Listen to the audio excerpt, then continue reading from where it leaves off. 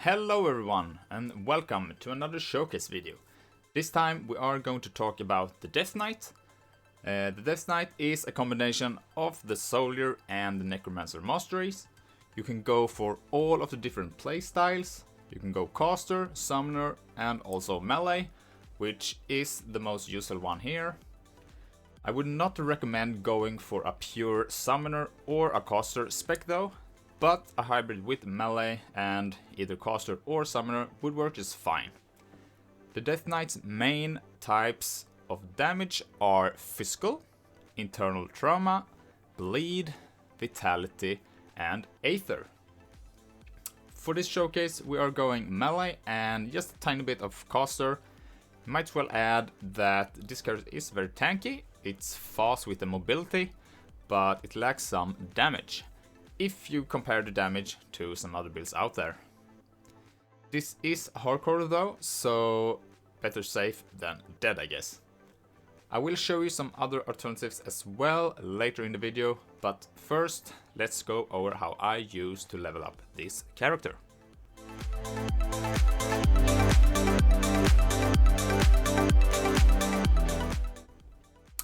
First of all, I would just want to clarify that this is from my own experience and might not be the best way, but I hope you might pick up a thing or two.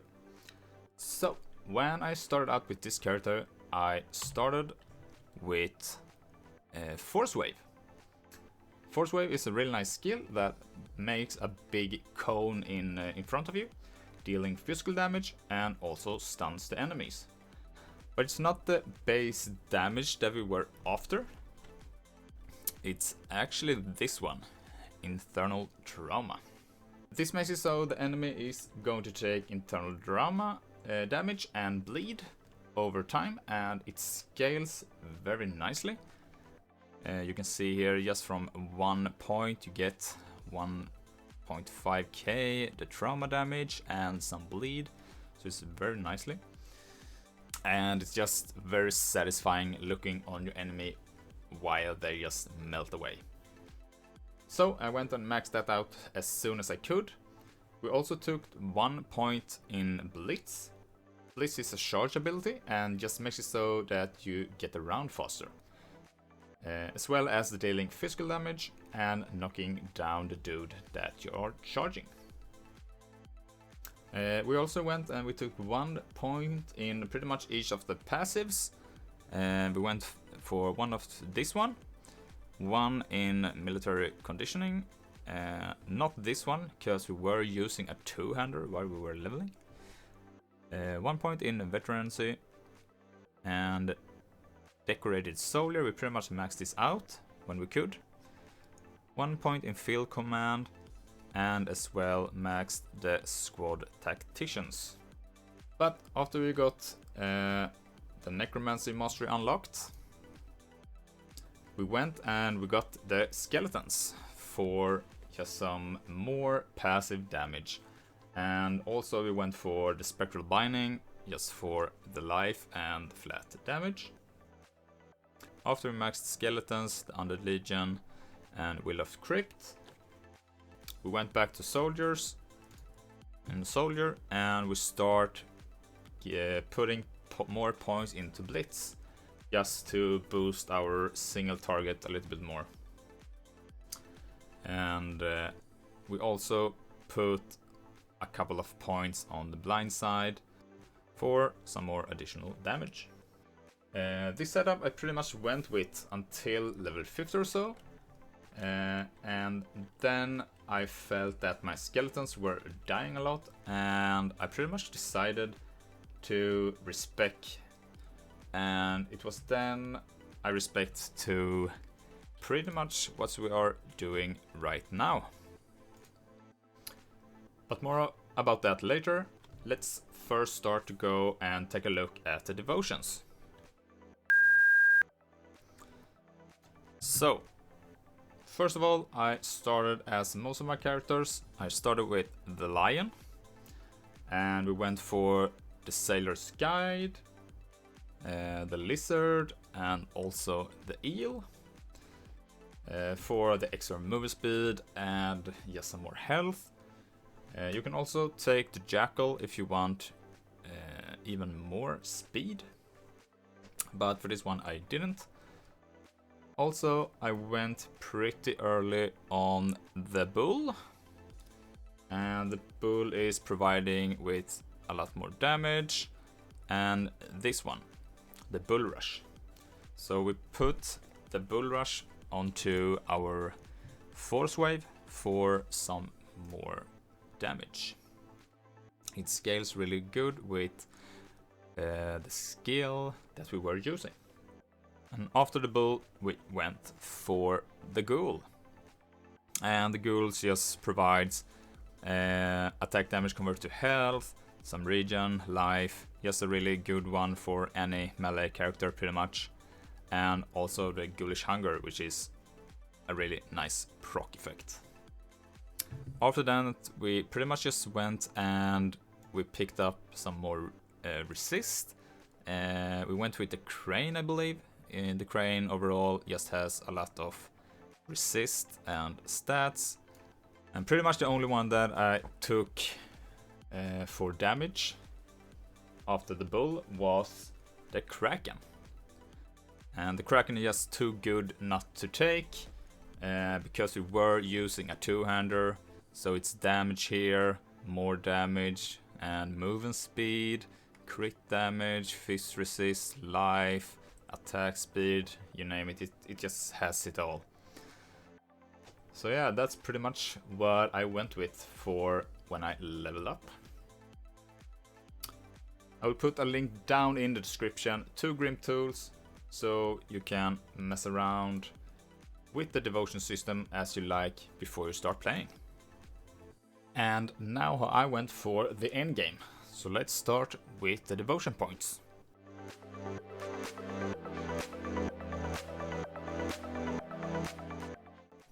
So this build is focusing a lot on proc effects.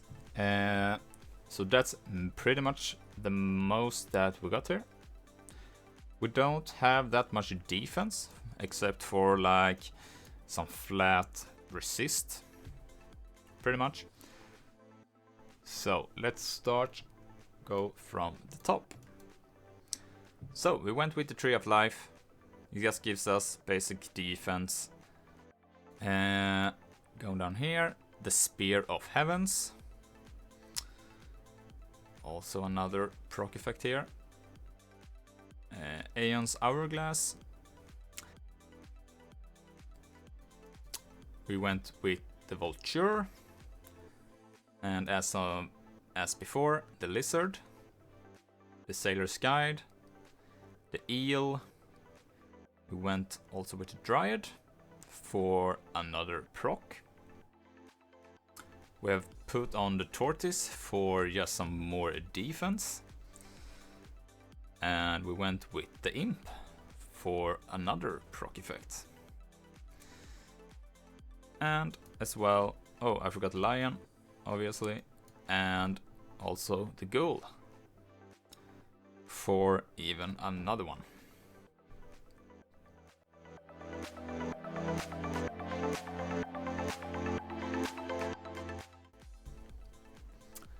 And now for the skills. Let's start with the Soldier. So we have maxed out on Markovian Advantage, 1 point on Solon's Technique, 1 point on Warcry, and 1 point in Break Morale, 1 point in Flighting Spirit. We have put 1 point in Blitz, and 1 on the Blind Side, also 1 on Counter-Strike. We maxed out our Cadence, which is also our main damage ability. 1 point in Flanking Form, maxed out Deadly Momentum. 1 point in Manner Will. We got 1 point on Overguard. 1 point in field command. We maxed out squad tactician. Maxed out military condition for that life. And we went with 1 point in shield training, 1 point in veterancy, 1 point in decorated soldier, and we maxed out Scar of the Battle. Moving on to the Necromancer. So we put all our points on Reaping Strike. We would put 1 point on Necrotic Edge. All our points on Siphon Souls. And also 1 on Searing Souls for the conversion. All our points on Harbinger of Soul. Put all our points on Spectral Binding. All our points for Spectral Wrath. And we put our remaining points on Mark of Torment.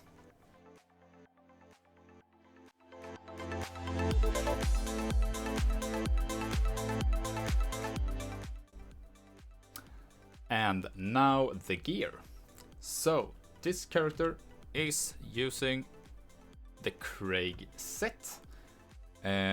With this we get the ability Krieg's Wrath, which I will show you here. It's this one. This set is a really nice one just because it can actually be target farmed. So there are 3 different bosses that you have to kill to get it. First, Balaktraseria, I think. First, Valaxteria. You can find her at Crown Hills. And she can drop the gloves and the shoulders. And she is always on the same spot.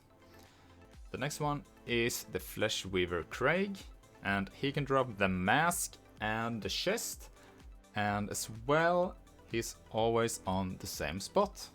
You can find him before the last boss in the Ashes of Malmouth DLC. And for the last one is Terranox, which drop the boots, and he can be found in the Burning Cellar at the Outskirt Rift. He has 3 different locations in the cellar where he can be spawned though. And also like to add that you have to keep in mind that you cannot use the transmute trick for this though. So you have to get all of the pieces dropped. If you don't know about the transmute trick, I will put a link to another video of mine where I am explaining it. Moving on with the gear. We are using the Wraithborn leg wraps for another proc. For the weapon, Edge of Sanity, and this one is just adding a lot of damage to some of our skills and as well converting the damage to Aether and giving us the Insanity skill. The helm is Krieg's mask. We have the neck here, Death Ward. We have the Veil Warden band. And we also just have a rare ring with nothing special on it. I'm only pretty much using this for the Chaos Resist and the life at the moment. So it's a good one just to have an open slot available, I guess. For the shield, the Will of the Living, which is also providing us with a huge defensive proc there. For the shoulders is the Krieg's, as well as the hands, and also the boots. For the mark is the mark of the Dreadblade, and we're using Soulweaver's girdle for the belt, and for our relic is the Impurity for another proc effect. I would say that the most build depending item for this build would probably be the weapon, just because of all the extra damage that it provides and also the conversion. But for this build you can go with pretty much any proc gear, because we are pretty much just using our auto attack or cannons as it's called, and face rolling our abilities when we can. But try to focus getting the helm first, and after that go for the gloves, just to get all of those extra damage that it provides, and also the proc effects that they have. But as I mentioned earlier, any proc items will work fine. Just try to get for the same damage type. I will also put up some other sets that you could go with for this class combination if you would like to try something else. First, we got the Warborn Bastion set. This is a great set if you would like to go for a more physical melee playstyle, like if you would like to continue playing with the Forceway skill, for example. Another set is the Blood Knight, which is kind of the same as the Krieg set in my opinion, but with some other conversions. And last we got the Uruburuk's Gaze, which you can go for a more caster type playstyle.